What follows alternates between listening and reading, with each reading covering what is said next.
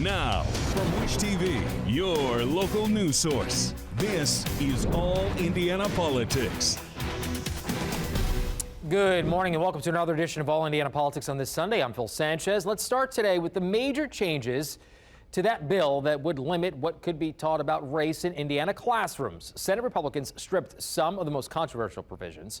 Parents would no longer be allowed to sue teachers over content. Teachers would not have to post classroom lessons online, and the new version eliminates parent review committees. State Senator Linda Rogers authored the changes. We all have to acknowledge that we're all created equal and that we don't want teachers, mentioning something that, as an example, that because they're a certain race or ethnicity, that, someone's better, superior or inferior. And so I think there are concepts that really everybody can get behind. And I don't believe that they are always being taught, not at all. I don't want to disparage teachers. We have amazing teachers throughout the state. Senator, I know you removed the law. I was going to say, I know you removed the language that involves discomfort and guilt. What was the logic behind that decision?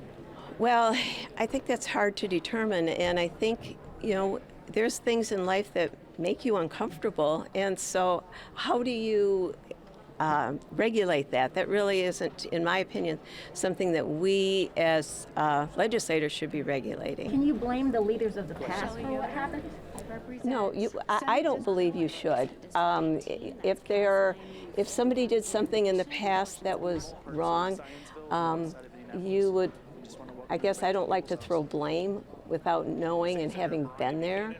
I mean, we can say that we don't particularly like what happened in the past, and you mentioned slavery. I mean, I would assume that everybody understands that that really was not a pleasant part of our past. So you can't blame the supporters of, say, Jim Crow laws, of segregationists, for what happened in the past in America? Well, you can maybe blame them, but you can't blame people today. So how do you square that with saying, okay, but here are the echoes of that? How do you say, well, how can teachers say, well, here are the after effects that linger from that without running afoul of some language in this bill? Well, I think it's pretty clear, and I really don't believe that the way that it's written today is really going to affect that. And certainly, as we move forward with this, I'm happy to look at to see if the language needs to be tweaked, and so that it's clear and understandable for everyone. What would you say to teachers who are still finding this bill problematic? I have listened to teachers over the last 3 or 4 weeks. This bill is not in final form. I met with teachers from my community this morning and were wonderful and gave me some suggestions. And so I'm going to continue to listen to educators, parents, all the professionals, so that we end up in a place that people can get behind and say we're doing the right thing, because we're really talking about who's our children and wanting to make sure that they get the best education possible. Let's welcome Keith Gamble, the president of the Indiana State Teachers Association. Keith, thank you for being with us this afternoon. Happy to be here.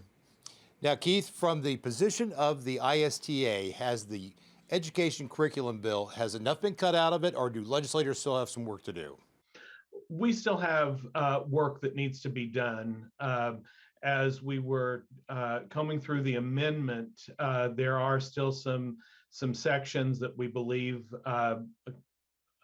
aren't quite right, and some that kind of contradict one another, and believe that there's still work that has to be done. Now, you have talked to teachers all over the state. Does the bill actually address the lessons that are being taught in the classroom? No, we don't think that that what is happening in our classrooms is reflective of what is occurring with the bill. And in fact, we believe that in many cases, it will create issues for teachers in being able to present their materials. And in some other cases, such as our advanced placement courses and dual credit, which are guided both by advanced placement organizations and the universities that bestow the the college credit, that there is actually some conflict within the bill that would negatively impact those courses. Now, we have heard several times that teachers might be afraid to teach some of the curriculum that's outlined in this bill. Is that what you're hearing from your members? Yes, and many are concerned that that they will begin to kind of avoid subjects, to not welcome in conversation of students, to avoid current events, or not dig deep into them, and to really guide just general class conversation in a very different way. Are teachers being targeted right now? Well, this certainly very much feels that way. You know, the state made a lot of progress in trying to do something about our teacher shortage last year when they really pushed for additional money into the system so that we could increase teacher pay. But then this session comes along, and now we're in targeting the way in which instruction occurs, and putting in some instances that could fracture the parent and teacher relationship. I know you've been active in the State House for a number of years, and I know that this past Wednesday you were a little frustrated by the number of people that came to the State House and how many actually got to testify. Certainly, there were well over 100 folks that were registered to speak to lawmakers, and specifically to this committee about the issues that they have with the amendment, which that was passed first. And so testimony was only directed toward that amendment. And folks wanted to make sure that that committee knew where they were still finding trouble spots. The session is getting ready to wrap up in just a couple of weeks or so. You've got a really narrow window on your message to the legislators. What do you have to say to them right now? Well, as it relates to 1134, we believe that the work there needs to slow down, and we need to step back, take a breath, take a look at the language there, and really decide what is the problem that is trying to be solved in this legislation. And that's at the crux of the work. And if that means that we need to vote this down and work on new legislation, legislators meet with school district officials and teachers to make sure that they get it right, perhaps even a summer study committee. Because it's important that we aren't putting in a situation where students' education is harmed, or that we fracture that relationship between parents and the school community. What happens to schools if this bill is passed as it stands right now? As it stands right now, we are concerned with some of the social emotional learning components, especially parts that we believe contradict one another in that, which will cause school districts to question exactly how they get resources to students. We have concerns about some of the course offerings that schools currently have, guidance on how to lead conversations with students, especially around current events and other materials. So those are all of the parts of this that we have concerns with. Keith Gamble, President of Indiana State Teachers Association, will check in with you when the session wraps up. Thank you for your time. Very good. Thank you. Gentlemen, thank you very much. Well, the Senate Education Committee has not voted on the bill yet. That could happen this week, although the committee has not announced a meeting time or agenda. Coming up, top Republican agenda items in the legislature shot down by fellow Republicans. Our Garrett Berquist takes you inside the State House debates next on All Indiana Politics. And welcome back to All Indiana Politics. The biggest threat to House Republicans' legislative agenda has turned out to be Senate Republicans. All this week, Senate panels gutted some of the most contentious bills from the House. News 8's Garrett Berquist has that part of our coverage. 3 priority bills got watered down in as many days: the bill to ban employer vaccine mandates, a tax cut bill, and the school curriculum bill. I asked if this was a sign the House needs to dial it back. Members of your party on the other side of the building gutted some of these priority issues. Is that a suggestion that maybe some of your initial ideas on this went a little too far? No, I think it was just it's a balance in this chamber. It's what makes this place great, right? Is you got a lot of different people, a lot of different opinions and thoughts, and you know, it's not uncommon that the 2 chambers have differences of opinions, and we'll work through them. And I feel good about that. I mean, we'll try and get to the right spot. We'll see where we end up. It signals that we have a different opinion. You know, we're going to do what we think is the right thing on all those important bills, and the House is keeping a close eye on them. I'm in constant conversation with the Speaker about them, and I've asked the chairman of each of those committees, along with the sponsor and author of those bills, to continue to have dialogue. And yes, they're different. They're going to come out of the Senate a little bit different. We'll figure out a way to make it work by the end, and I'm really pleased with the way those conversations are going right now. For their part, Democrats in both chambers say they appreciate the Senate's approach. I'm actually glad to see, obviously, the Senate taking a more pragmatic approach to these issues and listening to folks and what they have to say. And I know that's really kind of how the process works. You know, that's how bills are vetted. But obviously, we've been talking about these now for almost 4 months.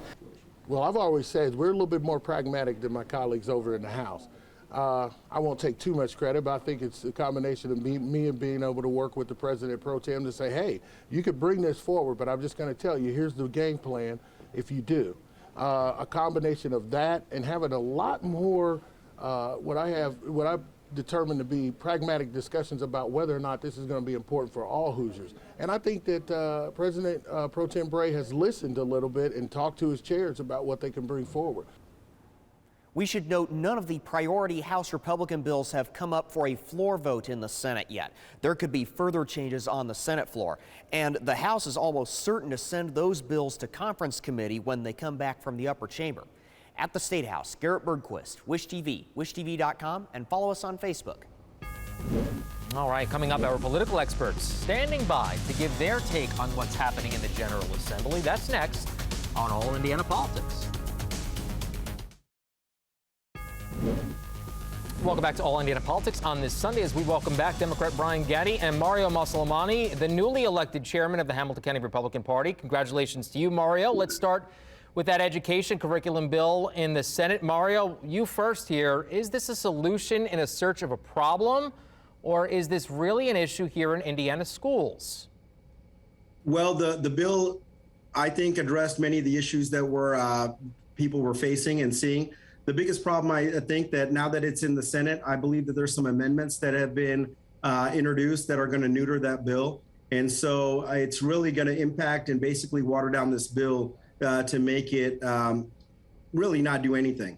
And so I know that there's a lot of people frustrated with some of the amendments that are being discussed and thrown around. The bill that passed out of the House was an effective bill. People were calling it a parents' rights bill. Because it gave more transparency to parents to understand what the curriculum was that their kids are being taught.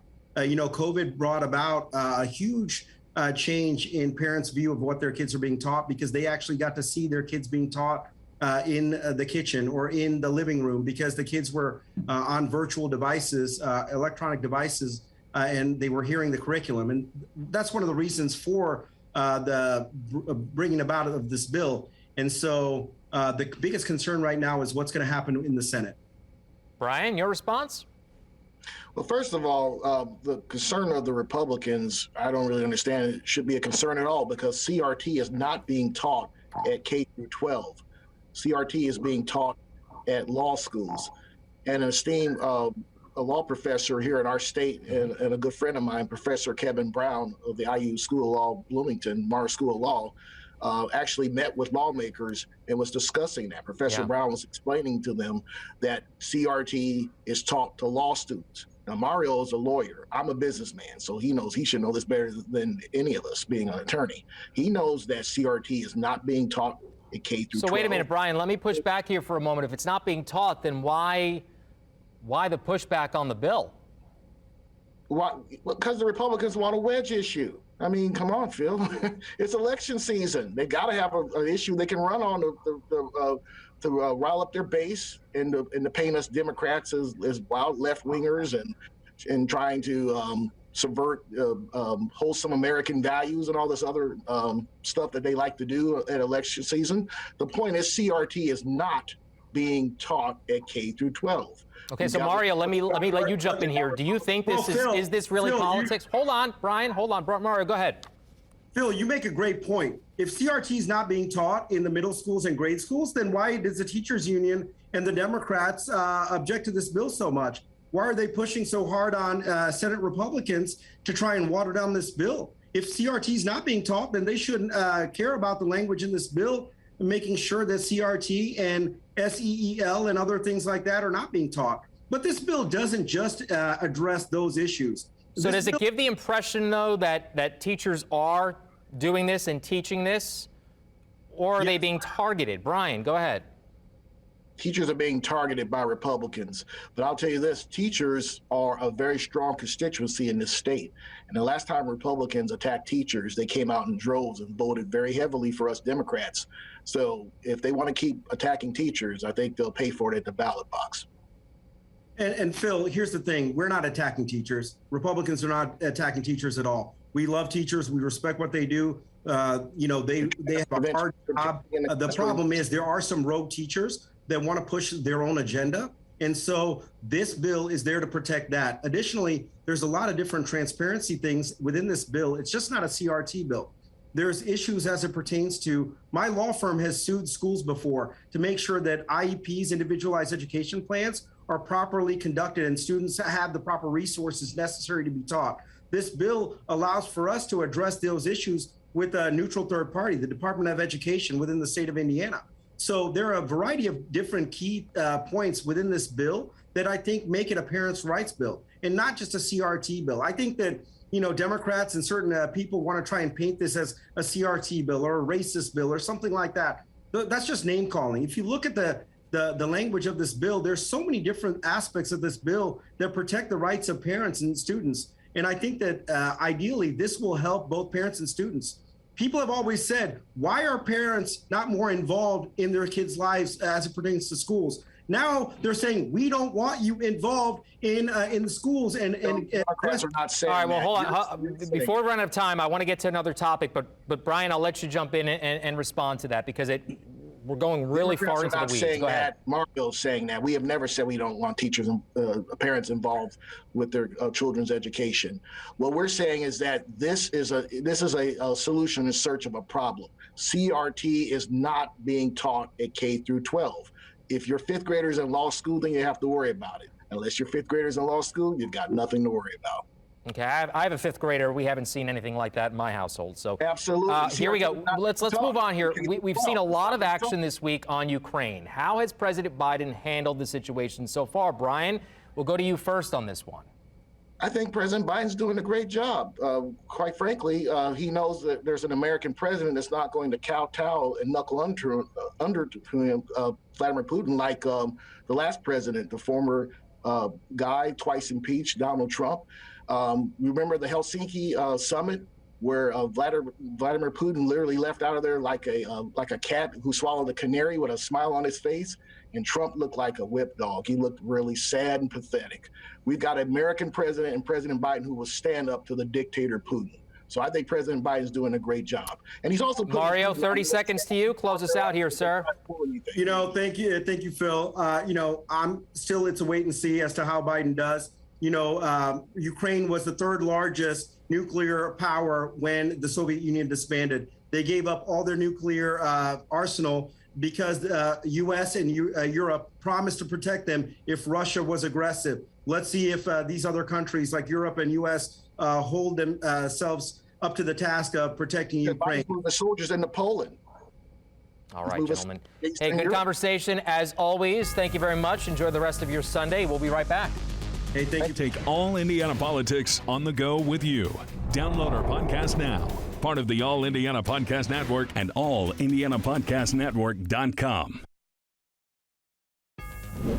And thank you for joining us for this All Indiana Politics on this Sunday. Garrett Berquist will be with the legislature again all week covering the new developments there. We'll be back here next Sunday morning at 9:30. Have a great rest of your weekend.